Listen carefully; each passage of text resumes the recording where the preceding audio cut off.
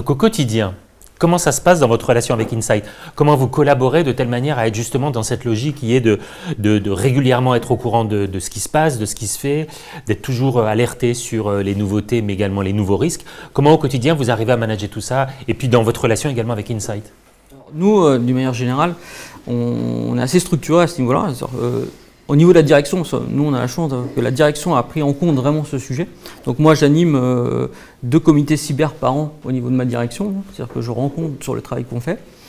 Et donc à travers ces comités de direction, on définit des axes de progrès. Et derrière ces axes de progrès, on va les redescendre vis-à-vis de l'implémentation. Donc alors, soit on fait une implémentation en interne parce qu'on a les compétences, ou soit les compétences on ne les a pas parce qu'on est une petite équipe et on va chercher de l'expertise.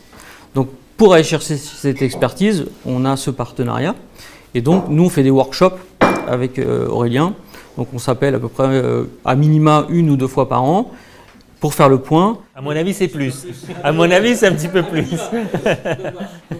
Typiquement on avait des sujets de comment augmenter notre couverture antivirale, un des projets qu'on a fait l'année dernière.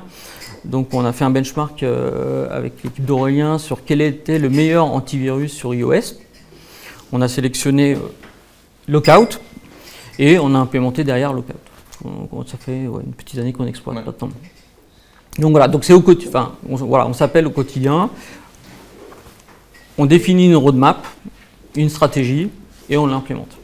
Ça nourrit cette idée finalement qu'il y a une relation qui est très proche, une relation de confiance entre le prestataire et le client. Et... La confiance dans le partenariat, on ne cherche pas des prestataires parce qu'il y a ce sujet aujourd'hui de prestataires. Nous, à Pax, on ne travaille jamais avec des prestataires, on travaille avec des partenaires parce que travailler, faire un one-shot, comme disait Aurélien, ça a peu d'intérêt. On s'aperçoit que sur le long terme, ça ne construit pas et on ne progresse pas parce qu'on est quand même dans un métier où il faut progresser. C'est-à-dire que si vous ne progressez pas, vous régressez.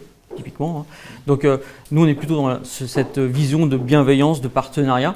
Samuel, pour terminer un petit peu, je vais faire un tour de table. J'aimerais bien que vous nous disiez un petit peu quels sont les enjeux pour vous. Alors il y a les ressources, je suppose que vous partagez, mais quels sont les enjeux à venir pour vous dans votre stratégie finalement cyber?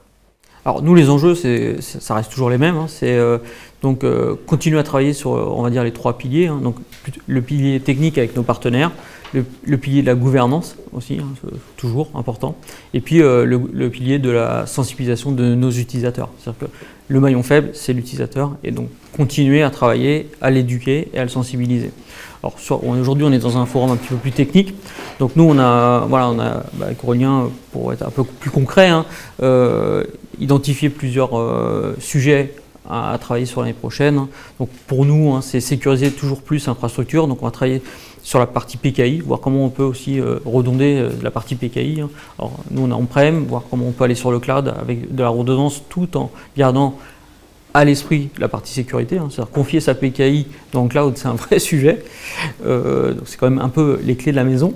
Donc voilà, donc ça c'est un des sujets qu'on va travailler. Et puis d'une manière un peu plus orientée utilisateur, c'est comment préparer l'arrivée de Windows 11 dans les entreprises. Voilà, chez nous.